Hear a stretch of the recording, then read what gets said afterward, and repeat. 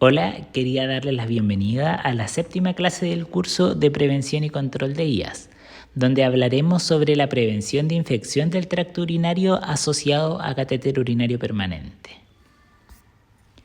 Los objetivos de esta clase son conocer la epidemiología, microbiología e impacto de la infección del tracto urinario asociado a catéter urinario permanente, ITUCUP, conocer los riesgos y la etiopatogenia, identificar los factores de riesgo para desarrollar una infección y conocer las medidas de prevención y control de ITUCUP.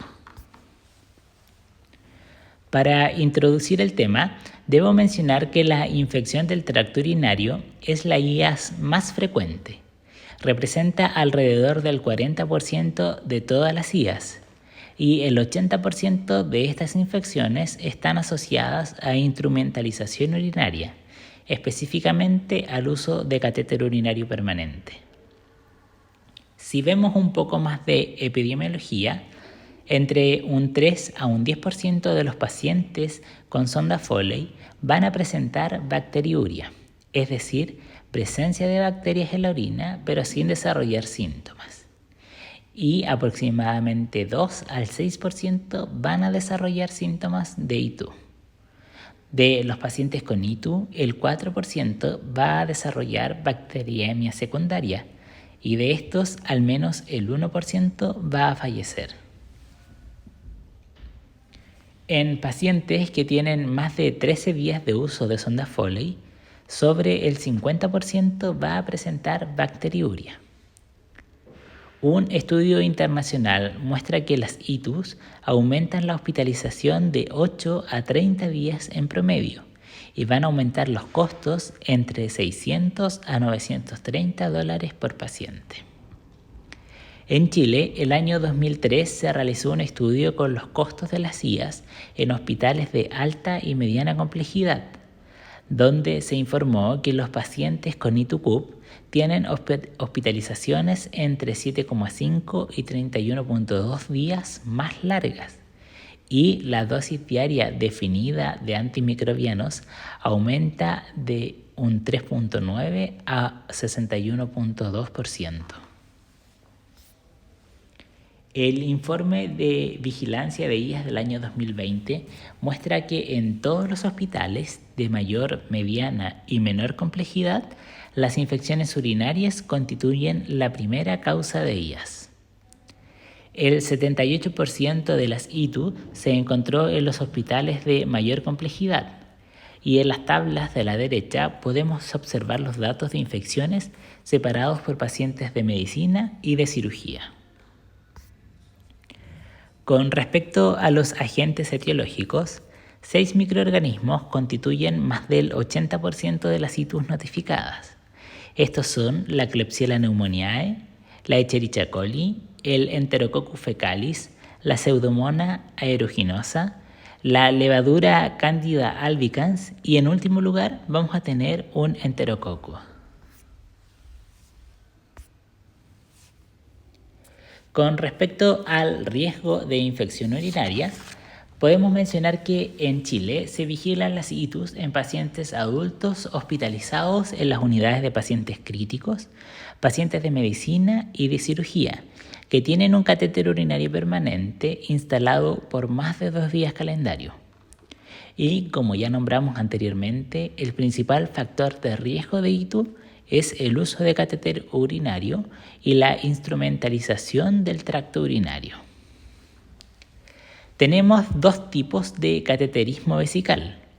Uno que es permanente, donde la sonda quedará de forma indefinida instalada en el paciente. Si la duración es menor a 7 días, aproximadamente el 25% va a presentar bacteriuria.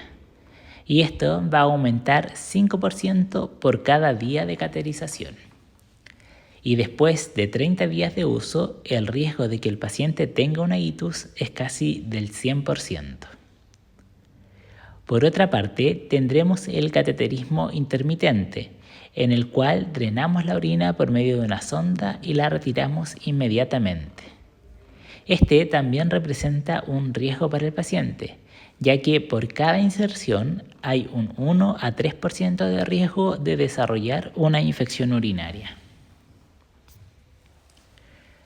Con respecto a la etiología, los microorganismos que causan este cuadro infeccioso proceden de la flora fecal endógena del propio paciente, la que muchas veces es modificada por el uso de antibióticos, o por la flora exógena ambiental, transportada por las manos del personal de salud o por la exposición a soluciones o equipos contaminados. Con frecuencia son infecciones polimicrobianas, con amplio predominio de aislamiento de bacilos gram negativo, en donde los más frecuentes son los que nombramos anteriormente. Acá podemos comparar el tipo de paciente con las tasas de ITU con o sin catéter urinario, donde vemos que el uso de este elemento es el principal factor de riesgo para provocar la infección. Ahora vamos a revisar la patogenia, es decir, cómo se provoca la infección. Los microorganismos van a invadir el tracto urinario por vía ascendente, ya sea por fuente endógena o por fuente exógena. Y van a existir 3 vías de acceso de microorganismos. La más frecuente es la vía ascendente, perisonda o extraluminal, es decir, que los microorganismos van a ascender por alrededor de la sonda. Generalmente la infección es precoz, antes de las 24 horas, y van a ascender durante la inserción del catéter, donde se van a arrastrar los microorganismos hacia el interior del extremo distal de la uretra. Alrededor del 50% se da dentro del tercer a cuarto día, donde los microorganismos ascienden por el espacio entre la mucosa uretral y la superficie externa del catéter. Los microorganismos se adhieren a las células epiteliales de la uretra, proliferando alrededor del meato con entrada a la vejiga. En segundo lugar, tenemos la vía intraluminal, con un 34% de los casos. Generalmente es tardía y se da después de los 7 días de instalado el CUP, y los microorganismos migran de forma retrógrada al sistema urinario por la sonda o bolsa recolectora, generalmente por quiebre en la hermeticidad, es decir, por no mantener el circuito cerrado. Acá tenemos también la formación de biofilm, que es la acumulación de comunidades de microorganismos que se van a adherir fuertemente al catéter. Esto le dará ventajas de sobrevivencia a los microorganismos patógenos, que ayudará a que persista la infección y aumente la resistencia antibiótica. En tercer lugar, la infección se puede producir por vía hematógena, que es la causa menos frecuente. Acá los microorganismos van a llegar al sistema urinario producto de la diseminación desde otro foco de infección. Entonces tenemos que las infecciones se darán a través de la vía extraluminal con un 66%, donde los microorganismos van a ascender principalmente al instalar la sonda por alrededor de esta. Vamos a tener la vía endoluminal con un 34%, donde los microorganismos van a ascender por dentro de la sonda. Y en último lugar, que es la menos frecuente, que va a ser la vía hematógena, donde estos microorganismos van a llegar desde otro foco. Vamos a tener factores de riesgo asociados al huésped y asociados a la atención de salud. Y como ya hemos visto en otras clases, las asociadas a la atención de salud es donde nosotros podemos realizar la mayor capacidad de intervenciones eficaces. Los factores de riesgo asociados al huésped van a ser la edad avanzada, el sexo femenino y las enfermedades crónicas como la diabetes, especialmente si éstas se encuentran descompensadas. Los factores de riesgo asociados a la atención de salud se van a dar por el tiempo de instalación del CUP, el uso de sistemas de drenaje abierto, la contaminación del CUP durante la inserción o el quiebre de la técnica aséptica durante la manipulación, la colonización de la bolsa recolectora con microorganismos y la ausencia de vigilancia epidemiológica para la ITU-CUP también es un factor de riesgo para desarrollar esta infección.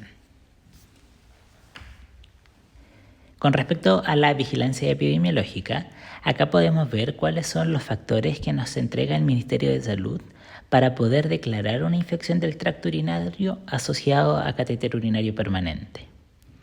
La exposición requiere el uso de catéter urinario permanente por más de 2 días calendario desde su instalación al momento de que el paciente presente los síntomas o hasta un día calendario posterior al retiro de la sonda. Acá vamos a tener el criterio donde el paciente debe presentar al menos uno de los siguientes 4 elementos. El primero es fiebre igual o mayor a 38 grados Celsius axilar, síntomas irritativos vesicales, dolor costovertebral a la palpación o espontáneo, o alteración nueva del estado de conciencia en pacientes de 65 o más años. Además, debemos tener un sedimento de orina con al menos uno de los siguientes parámetros: leucocituria, presencia de placas de pus y presencia de piocitos. Junto con lo anterior, debemos tener un cultivo de orina con no más de 2 microorganismos, en el que al menos uno de ellos tenga un recuento de más de 100.000 unidades formadoras de colonia por ml. Acá también se muestra que los pacientes que tienen un CUP instalado por más de 15 días, la muestra del examen de orina para el cultivo y para el sedimento se debe tomar una vez retirada la sonda o tras el cambio de esta. En cambio, si el paciente tiene menos de 15 días de uso de CUP, la toma de la muestra se va a realizar siguiendo los protocolos institucionales. Ahora veremos algunas medidas de prevención y control de infección del tracto urinario asociado a catéter urinario permanente. En primer lugar, vamos a ver la indicación del catéter urinario. Esta siempre debe ser una indicación médica y se debe contar con criterios escritos de indicación y de retiro. Aproximadamente el 20% de las indicaciones de CUP son innecesarias y el 50% de las indicaciones de continuar con el CUP son injustificadas. Abajo podemos ver algunos criterios de indicación de CUP, donde vamos a tener la retención aguda de orina por obstrucción de la vía urinaria, la medición de orina en pacientes críticos, uso perioperatorio en cirugías urológicas o en estructuras contiguas, cuando una cirugía es prolongada o el paciente recibe altos volúmenes de fluidos o diuréticos y requiere monitorización de su hemodinamia. También se puede utilizar para ayudar en la curación de las heridas abiertas de la zona sacra o perineal en pacientes incontinentes, y también un criterio de indicación es para pacientes que requieren inmovilización prolongada. Con respecto al retiro, aproximadamente el 40% de las ITUs se puede prevenir si nosotros retiramos precozmente la sonda Foley. El tiempo de permanencia del catéter urinario debe ser el mínimo necesario, por lo que se debe evaluar diariamente la necesidad de mantención. Se debe retirar apenas cese la indicación médica que originó su instalación. Y si las condiciones del paciente lo permiten, se debe preferir el uso de estuche peniano con recolector externo en caso de pacientes varones o el uso de pañales desechables. Con respecto a la instalación del CUP, dado que se accede a una cavidad normalmente estéril, la instalación requiere técnica aséptica. Con el uso de la técnica aséptica se logra disminuir la tasa de ITU-CUP de 1.8 versus el casi 18% que existe cuando hay quiebres en la técnica aséptica. Siempre se debe asegurar que la mantención la realice personal entrenado y se deben implementar guías escritas para la instalación, mantención y retiro del CUP. La técnica aséptica va a incluir la higiene de manos y el uso de catéter estéril, guantes estériles, campo y el uso de soluciones lubricantes estériles en viales unidosis. Además, debe preferir siempre el catéter de menor calibre para evitar daño uretral y se debe insertar la sonda sin probar el balón para evitar daño uretral. Las CUP también requieren de fijación para asegurarlos después de la inserción. De esta forma se evitan desplazamientos y tracciones uretrales. Vamos a ver la importancia de mantener el circuito cerrado de forma permanente, ya que este es el punto principal en la prevención y control de la ITU-CUP. Podemos ver una reducción del riesgo de ITU-CUP del 97% en sistemas abiertos a un 8 a 15% con un sistema cerrado estéril. La desconexión del sistema del catéter urinario permanente solamente se va a realizar con técnica aséptica y por una buena razón clínica que la justifique. La toma de muestra de orina va a ser con técnica aséptica y sin desconectar el circuito. También debemos evitar el reflujo de orina. La contaminación de la bolsa recolectora se asocia a ITU, dado que en esta se van a dar condiciones para que proliferen las bacterias, por ser la orina un medio rico en nutrientes y por el estancamiento de la orina por tiempo prolongado. La bolsa recolectora se debe mantener más baja que el nivel de la vejiga para evitar el reflujo y esta no debe tocar el piso. Siempre se debe mantener un flujo libre de la orina y los catéteres y conexiones deben quedar libres de acodaduras. No se debe pinzar ni obstruir el catéter en ningún momento.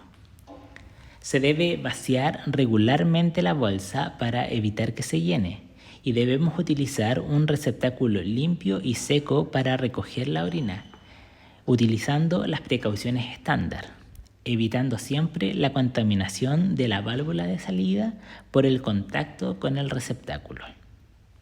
También debemos realizar higienización de manos antes y después de manipular el circuito y la bolsa. El cambio de CUP. Las sondas urinarias no se deben cambiar en intervalos rutinarios arbitrarios fijos. Este cambio se debe realizar solamente cuando sea necesario de acuerdo a las necesidades clínicas del paciente.